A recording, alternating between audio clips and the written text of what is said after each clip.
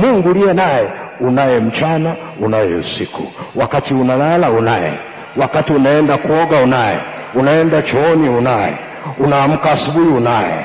Na unapoamka asubuhi unajua unaye, unanyanyua mikono yako, unafungua kinywa chako. Mungu, nakushukuru kwa ajili ya neema yako. Fadhili zako ni mpya kila siku asubuhi. Hutaniacha nitembee hivi hivi, na mimi nakaa kwenye upako wako. Usiniache nikatembea uchi, nivike vazi la uweza wako, nitembee nalo kwa ajili ya kazi, ili wanaoniangalia katika ulimwengu wa roho waone vazi nililovaa, wapate kujua ya kwamba sio vazi la kwangu, ni vazi la kwako. Umenipa kazi ya kufanya, umeniweka kwenye familia hii kwa makusudi, umeniweka kwenye nchi hii kwa makusudi, umeniweka kwenye kampuni hii kwa makusudi. Sijajiweka mwenyewe, wala sifanyi kazi kwa nguvu zangu. Yeye aliyeko ndani yangu anazifanya kazi zake kwa kiwango anachotaka, na yaweza mambo yote katika yeye anayetiaye nguvu. Ninatembea katika neema yake na nguvu zake.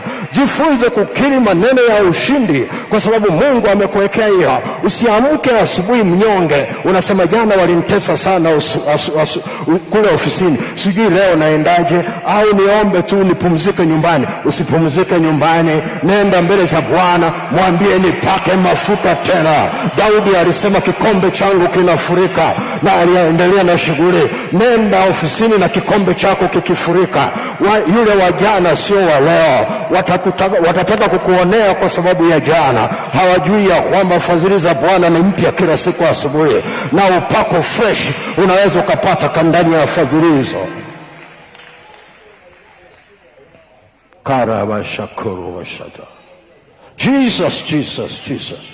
Jesus, Jesus.